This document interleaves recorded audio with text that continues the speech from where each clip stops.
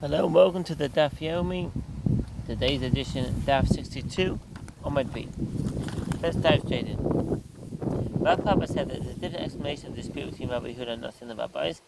Everyone, even Rabbi Yehuda and Nasi, agrees that with regard to a vermin analogy, the guiding principle is infer from it and derive the details from it. And this is the reason for Rabbi Yehuda and Nasi's ruling that after the slaughter of the communal peace offering, one waves the entire body offering, not just the breast and thigh, as is done here, like it is done there. In the case of individual peace offerings, just as there, one waves the item that is a gift to a priest, as the breast and thigh are given to priest to eat. So to here, with regard to the communal peace offerings, one waves the item that is a gift to the priest. Since the communal peace offerings are given to the priest in their entirety, they are also waved in their entirety. Ravina said an explanation which is the opposite of Rav Pappa's.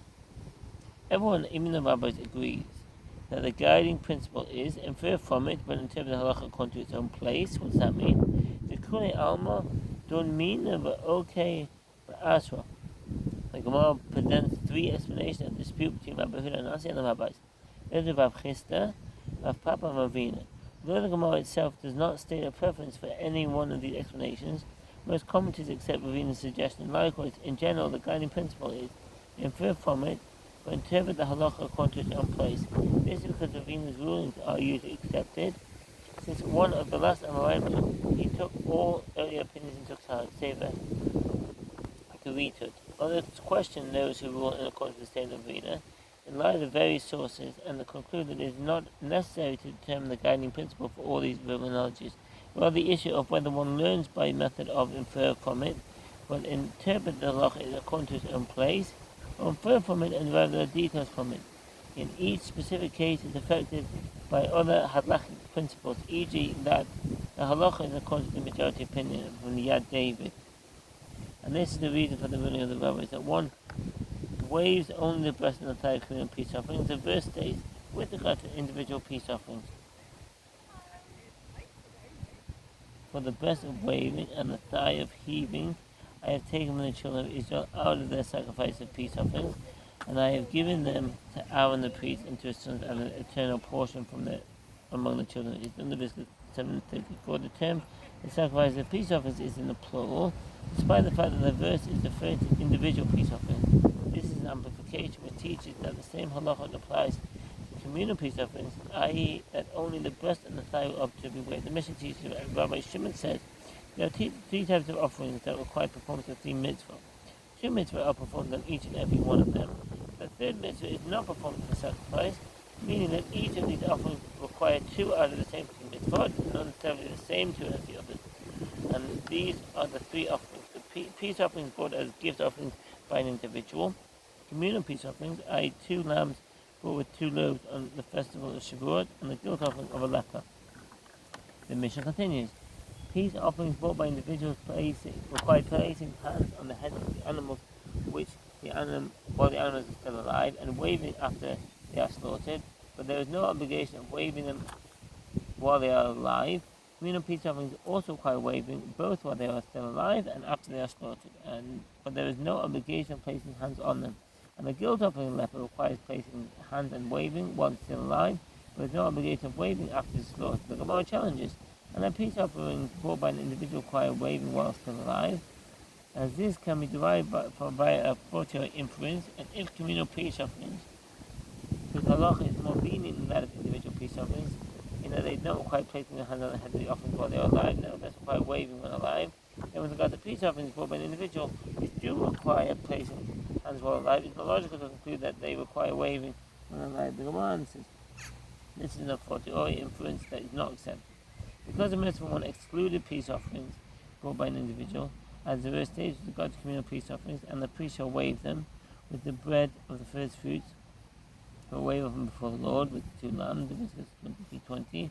The word them serves to exclude peace offerings brought by an individual, and the requirement of waving while the animal is alive. The Gemara asks, and let communal peace offerings require placing hands, as this can be derived by a fortiori inference, and the peace offerings brought by an individual whose halacha is more lenient than that of communal peace offerings, in that they do not require waving while alive, nevertheless require placing hands, Then with regard to communal peace offerings, which do require waving when alive, it's not logical to conclude that they require placing hands.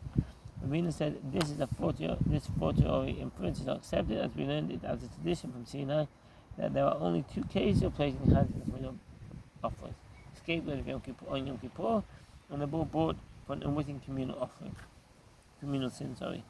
The Gemara further asks, and let the guilt offering of a leper require waving after the animal has been slaughtered, as this can be derived by a fortiori inference, and if peace offering is brought by an individual whose halacha is more lenient than that of the guilt offering of a leper, and they do not require waving when alive, nevertheless require waving after they are slaughtered. Then with regard to the guilt offering of a leper, which requires waving while alive, it is not logical to conclude that it also requires waving after it's slaughtered.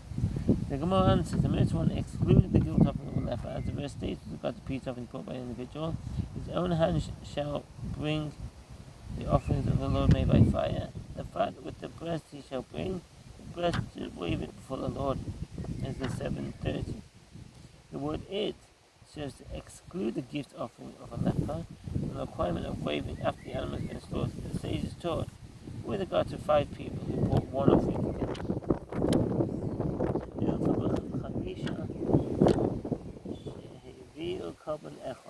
In the case of 7 individuals who brought a peace offering together, one of them waved on behalf of the others with the authorization.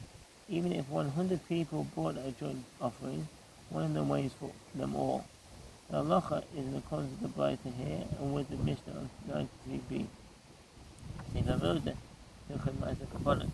9:15 together. One of them waves the offering on behalf of all of them. It is possible for all of those who bring the offering to wave it. If they all wave simultaneously, there will be some interposition between the offering and some of their hands. Nor can they wave it one after the other, as the Torah commanded that. Waving the offering at both ways is article 8. And in the case of a woman who brings an offering, the priest waves the offering on her behalf. The women who have their offering, who wave their offerings are a sota and a female Nazarite. A woman who brings any other type of offering does not wave it, as women are disqualified from waving. If her offering requires waving, the priest waves on her behalf. 9:16. Who brings an offering, the priest waves the offering on her behalf. And similarly, with regard to one who sends his offerings from overseas, the priest waves on his behalf. The Dinat Hayom, various are offered for this common term. Some say it includes all areas outside of Eretz Yisrael, as Vashi Ka'onim, Rabbi Avada Bartanora, on Gittin 1:1. Others suggest it refers only to places far from Eretz Yisrael. Tosfot, Rashba, the on Gittin 2a. Thanks for listening and all the best. Bye.